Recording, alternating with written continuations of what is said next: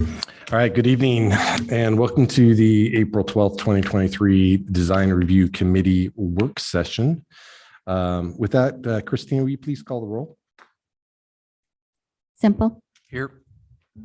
Zabala. Rudin. Here. Marsh. Here. Aguilar. Here. Zuckerman. Erstad. Here. 6 present, 1 absent. Next, I'll just be looking for a motion on approval of the Design Review Committee work session minutes from March 8th, 2023. Mr. Chairman? Yes, Mr. I move that we accept as written the March 8th meeting minutes. Second. Any discussion on the motion? Hearing none. Christina, will you please call the roll? Simple. Aye. Rudin. Aye. Marsh. Aye. Aguilar. Aye. Zuckerman. Erstad. Aye. All in favor, motion carries. And now just looking for approval or a motion on the Design Review Committee meeting minutes, the formal meeting minutes for March 8th, not the work session. Mr. Chairman? Yes, Mr. Rudin. I move that we accept the March 8th standard meeting minutes. Thank you. So moved. Second. Thank you. Any discussion on the motion? Seeing none. Christina, will you please call the roll? Simple. Aye. Rudin. Aye. Marsh. Aye. Aguilar. Aye. Zuckerman. Erstad. Aye. All in favor, motion carries. We have one item of new business tonight. It's item number 1, DRH 22-00420. Location is 801 East Reserve Street. It's a public work session to satisfy the conditions of approval for a new mixed-use development on a property in a C2D DA zone. With that, I'll turn it over to you, Josh. Thank you, Mr. Chairman, members of the committee. So at the February 8th Design Review Committee hearing, DRH 22-00420 was approved with conditions of approval. One of those conditions was that the applicant needed to come back to a public work session with some refined designs to satisfy some areas of unease and uncertainty that the committee had. So the applicant has submitted materials and come back before you tonight with those materials for your approval. So as a refresher, we are at 801 East Reserve Street, generally known as the Armory Building, and the land surrounding it, bordering on Avenue H and Logan Street to the south. So at that February 8th Design Review Committee hearing, the specific condition of approval that was placed on the project was that the applicant shall return to a future advertised public work session at 50% construction drawings. And the items to clarify were the pathway design along that Festival Street on the west side of the multifamily building, the building materials chosen and their application, and then trash collection that had to be approved by Boise Public Works Solid Waste. So the applicant submitted some detailed drawings, some colored renderings shown here on the screen for the Festival Street and pathway, and then also some perspectives that were in your packet as well. So they have proposed to construct that pathway along that Festival Street at grade, as was discussed at the last meeting, using material changes, some areas of seating, trees interspersed throughout that area, and then some plantings against the multifamily building as well to kind of help break up, number one, the facade of the multifamily building, and number two, that expanse of roadway that we're generally calling the Festival Street. It's really an access drive along that side of the building that will provide access to both the Armory building and the new structure as well. Some renderings, there we go. Some renderings provided by the applicant show that area with the seating, bollards for pedestrian protection, and again, that at grade treatment of using different surface materials to kind of delineate the public, the vehicular way and the pedestrian way. Some plantings, those trees as described. Another perspective showing some of those seat walls and plantings proposed along that Festival Street or Service Drive.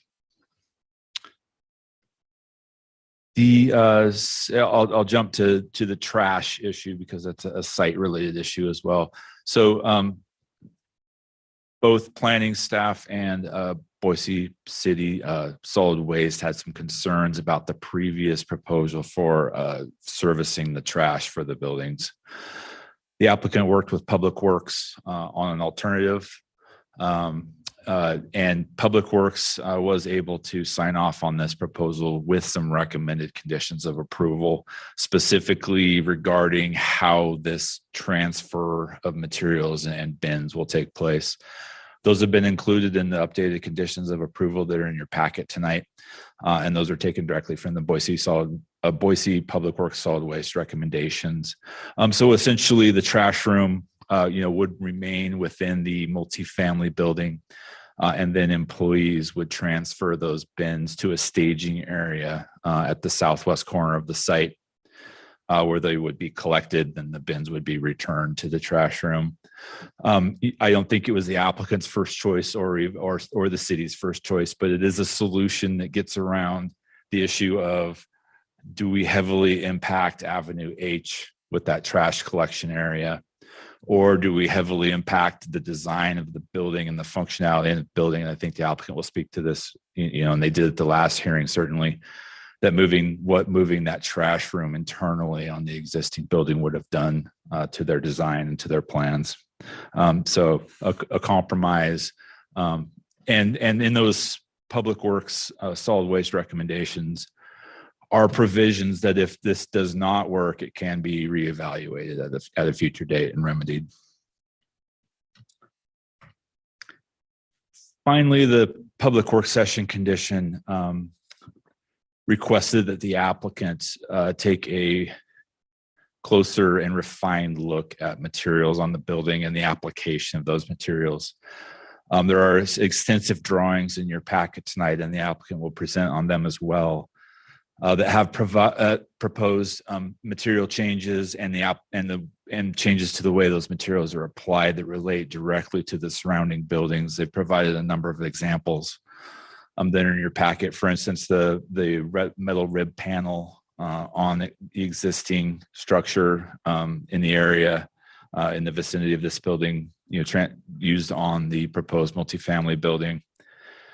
Specific details of the Armory building, including window rhythm and patterning, and then specific concrete details, which call the Armory onto this site and kind of pay homage to it.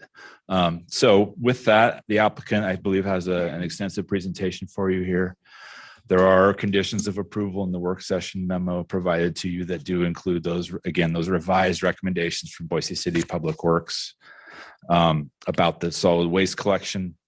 And on the topic of the pathway and the Festival Street, you will see that the conditions of approval still require that the applicant work with the East End on the signage and historical markers that were discussed at the last meeting. Specific plans regarding those have not been developed yet, so they'll still need to go through that process with the East End Neighborhood Association. And with that, I would stand for any questions. Thanks, Josh. Any questions for that or for their staff at the moment? Great. Is the applicant present? Please come forward and state your name and address for the record, please. Thank you, Design Review Committee. My name is Brad Watson with Alpha Development Group. Address is 166 East, 14,000 South, Suite 110, Draper, Utah, 84020. A quick thanks to Josh for helping us through this and being with us along the way. He's done a great job with us, and certainly appreciate his advice and direction as we've tried to navigate through this. And special thanks to Cindy Montoto from the East End neighborhood who is with us tonight. I think Josh nailed it, and I think less is more in this situation as he kind of walked through what we worked through. We saw three major items here, and I'll hit a couple.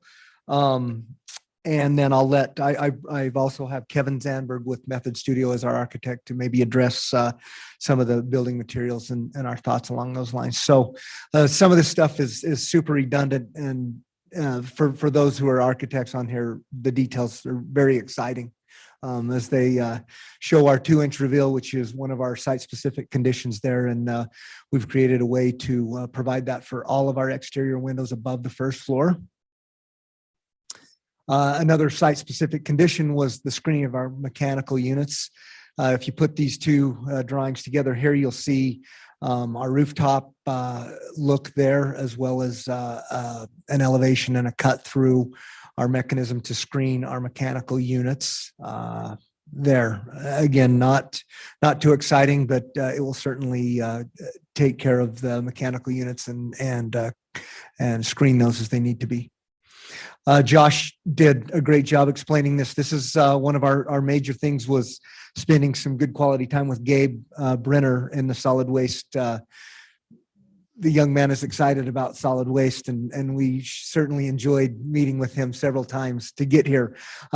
Josh mentioned that this is probably not our ideal location, but the other location we had was along that Festival Street, where we would drag through our parking garage and stack those on the Festival Street. And we just didn't think that worked with what we're trying to create between our new building and the existing armory. So as we work through this with Gabe, I feel like that's a great location for us.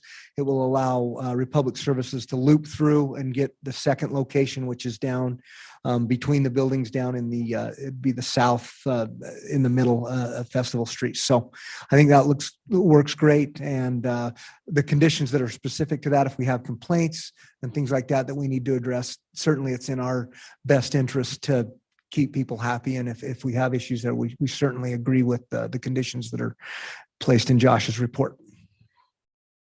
Uh-oh. Okay, here we go. Our pedestrian pathway / Festival Street. Again, we understand the desire to work with our East End neighbor. And as a matter of fact, we've already had a meeting with Cindy and another individual that has an interest in that. It was a great meeting as we walked through some ideas we had. We have some follow-up, and we're reaching out to some additional resources in the historical department to figure out how we really accentuate the history and the nature of that armory building and what's gone on there for a significant amount of time.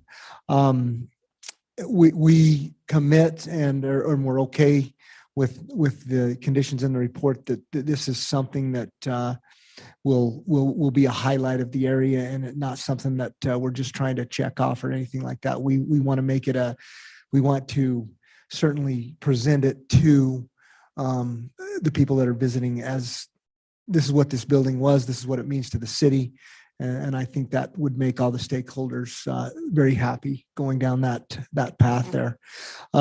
Additionally, we have a follow-up meeting with the mayor's office at the first part of May to maybe bring in some additional information there and support as we look through this. If we can get the Arts Council involved and things like that, we're certainly open to people helping us and giving us guidance and direction. The direction we gave to Cindy, or what we ask, is if we plan this and get it down there, we're coming back to you for the information. And so she gladly agreed to do that. So we look forward to working with her in the East End as we get this right for the city of Boise. And with that, I'll turn the time over to our architect, Kevin Zandberg, to address any questions or ideas on our exterior elevations. Any specific questions for me? Questions for applicant from committee at this time? Great, thank you. Perfect. Thank you for your time. If you would, please state your name and address for the record. So my name is Kevin Zandberg. I'm with Method Studio. We're at 362 East Aspen Avenue in Salt Lake City.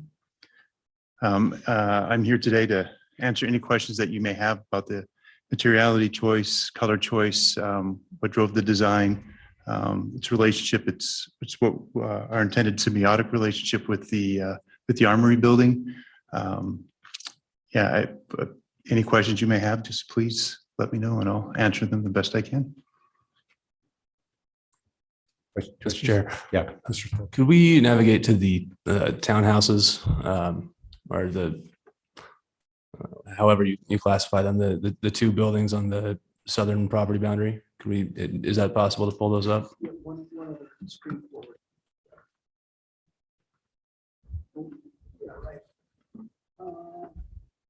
I don't know if that's in. Do you have that one in there? Josh? I can work on getting them pulled up real quick. That'd be great. Thanks. Other questions in the meantime while they're pulling that up? That you may have?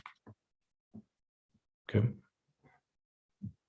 Could you run us through your general concept and the process that went into that front corner piece that has about a half dozen different materials and movements going on? So are you talking about the apartment building? Yes. Itself? Now, as we're working on getting the townhouses up. And I'm but yeah. guessing you're talking about the Reserve Street. Yes, facade. on the northeast corner. So what drove that, I guess, was we looked at the facade elevation as three primary entry points into the building. So you have kind of when you pull up at the northwest corner of Reserve, we see as kind of the great room. That's the main leasing office. So we wanted that area to have some prominence and really be a key identifier in terms of how you enter into that building and what you would experience, not just from the exterior, but what you potentially could start to experience within the overall building itself. So the idea of adding glass, creating this more modern industrial look, felt was really important. Then the other two areas that you see on the building that have accentuated building elevation, where we've raised the building elevation, at least two other points we saw as serving as, and do serve as, key entry points into the building, so into potential retail spaces, restaurant spaces. So we wanted to have those entry points have significant feel to them so that they did become very self-evident as main building entry points. So that drove the reason why we adjusted the building elevation and introduced some different materials so that it was clear on the outside that there were three kind of primary entry points from Reserve Street into the building. One being the great room, we call it, on the northwest corner, and then a couple other entry points into retail or restaurant spaces. So that's what drove that design primarily, is looking at those key entry points and making sure that those are well established.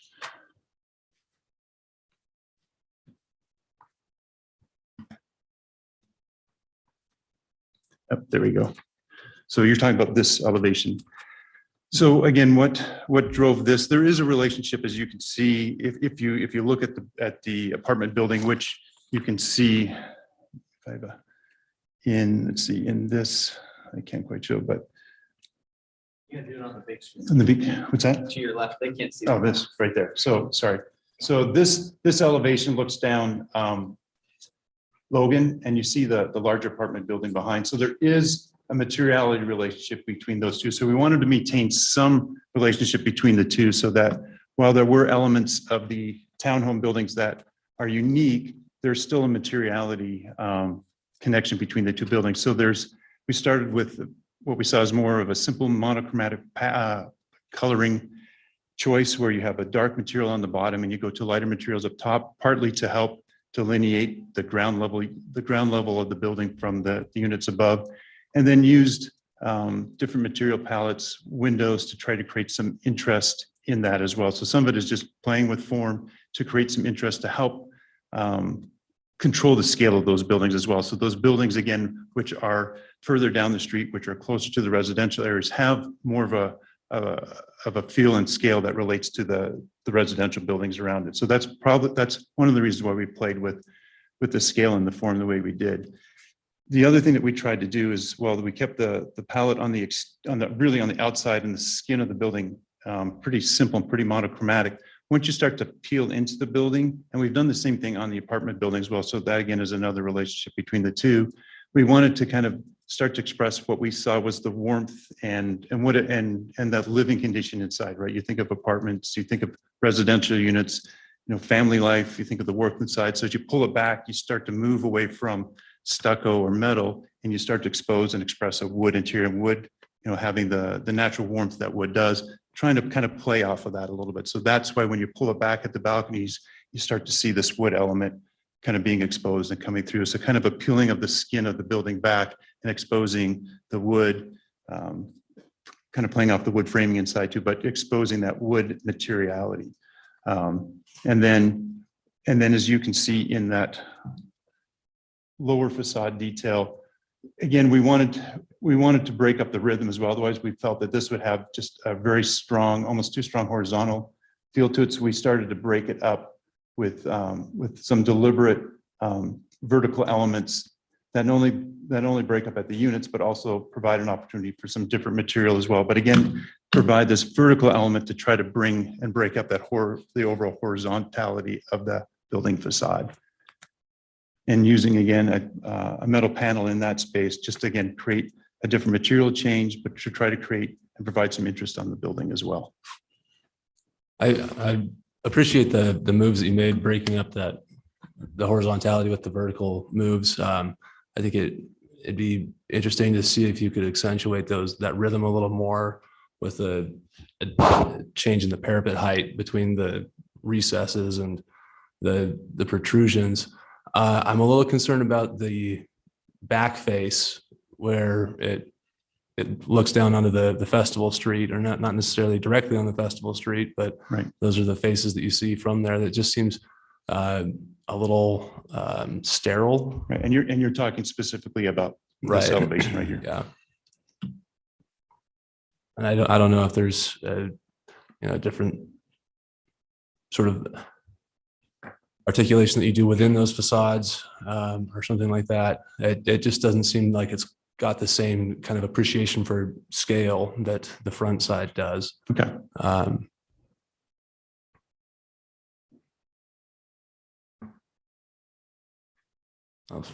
Right. No, but I can appreciate that. I understand where your comments are Right. directed. Could we look at the elevations for the apartment itself?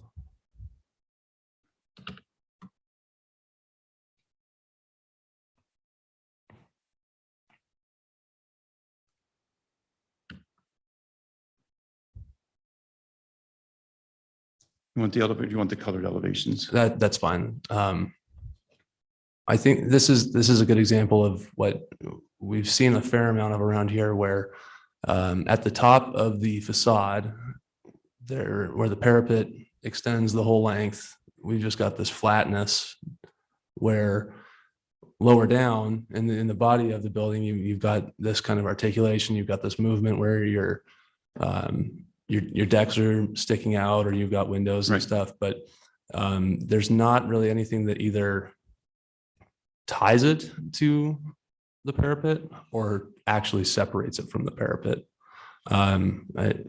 If there were a way that, either you push that upper space out and have a kind of accentuate that horizontality there in those upper 4 feet, or take the masses and their rhythm and move upward to break that up. This is probably a personal thing that these guys are tired of me bringing my personal opinions into it, but I'm always frustrated to see the top of these units where there's the recess over the deck, Right. and then the soffit itself doesn't really have any acknowledgement of that recess, and it doesn't break itself from just the big facade, So just one of the challenges we had with this too is we're like right at the building maximum height as well. So Right. So that was part of the challenge too, is trying to maintain what we needed and we required for our floor to ceiling height to make sure we had reasonable ceiling heights in there as well, knowing that we're right at with a few inches to spare, but we're right at our maximum ceiling height, so our building height. So that provided a unique challenge to us too, knowing that we didn't have that opportunity to really play with those parapet heights as well, knowing we were maxed out. Right. No, I appreciate the predicament there. Yeah. I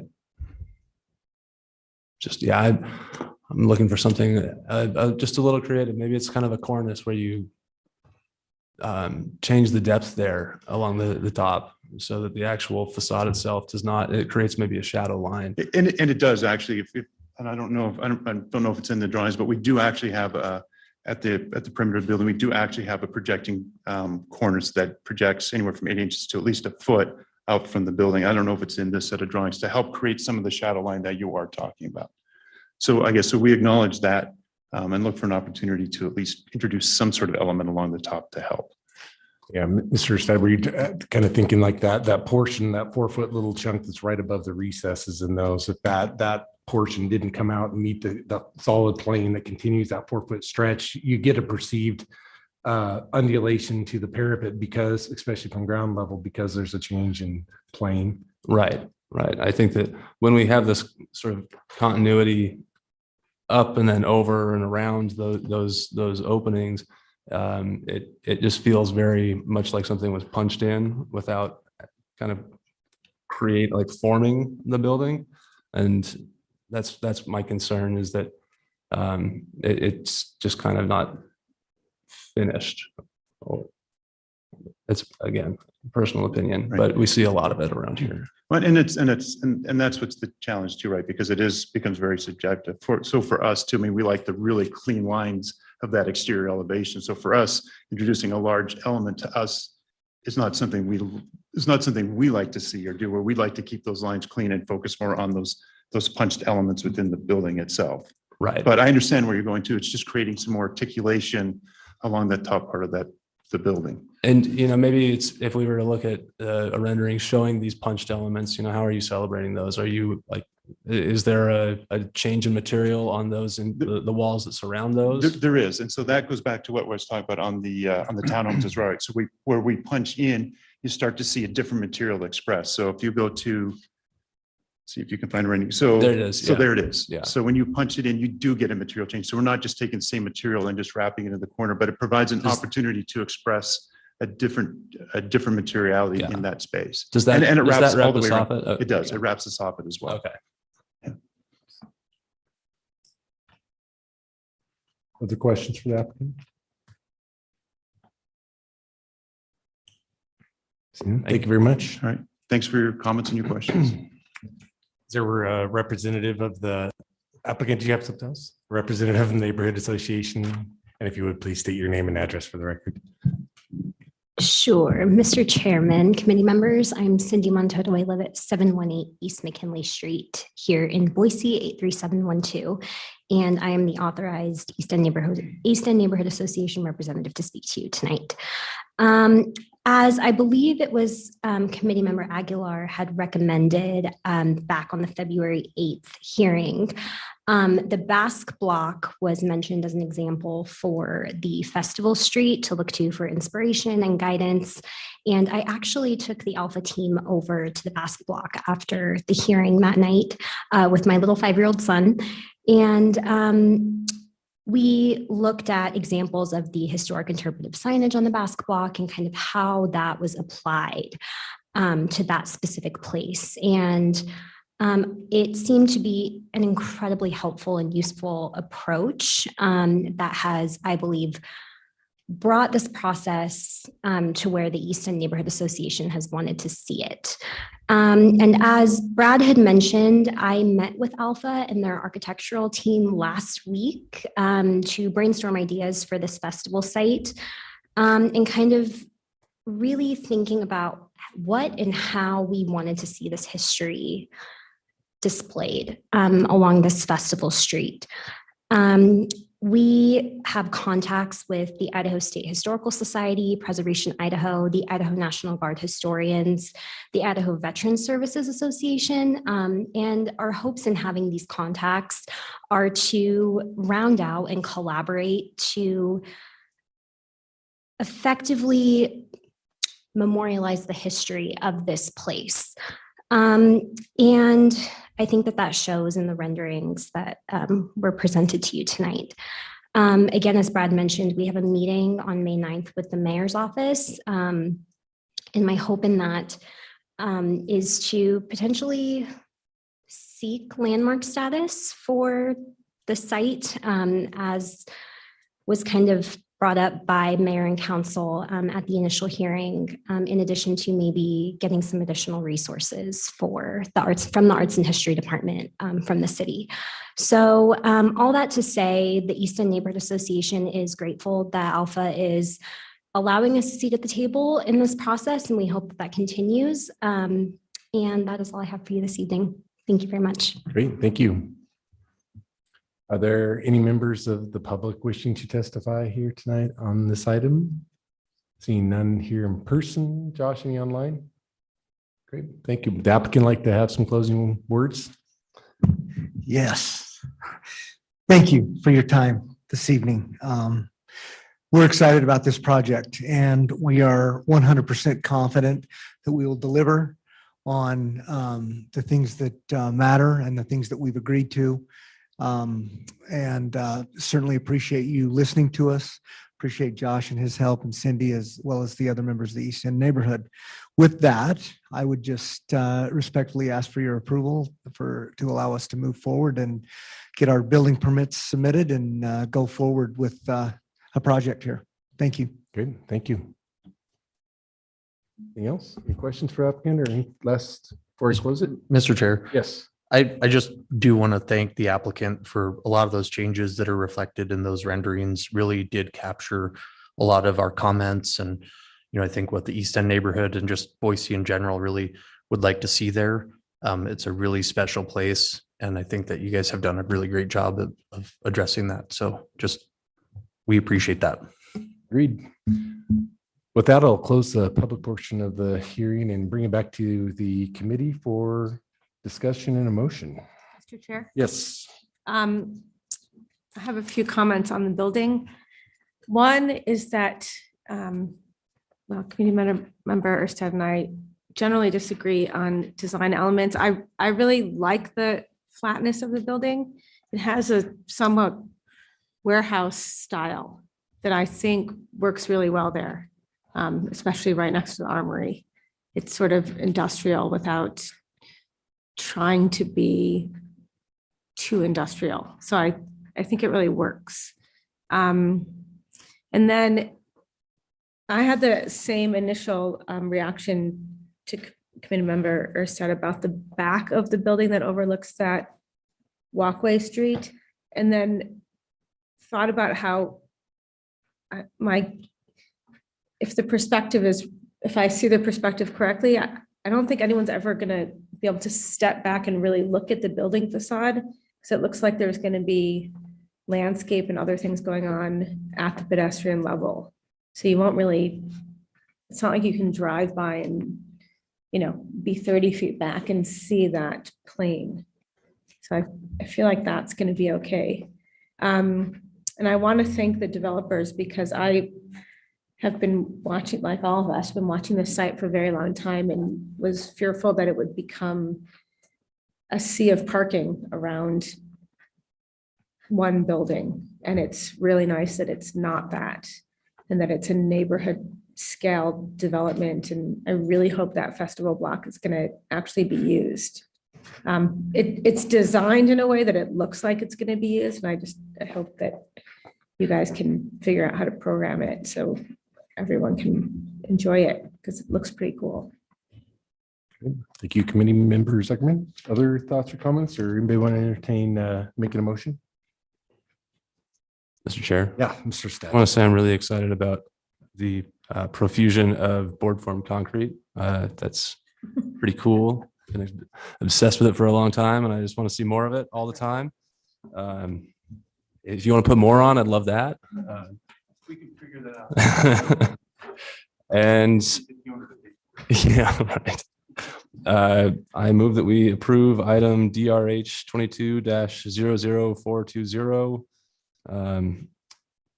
with acknowledgement of all of their lovely improvements on in the time since our original approval. Second.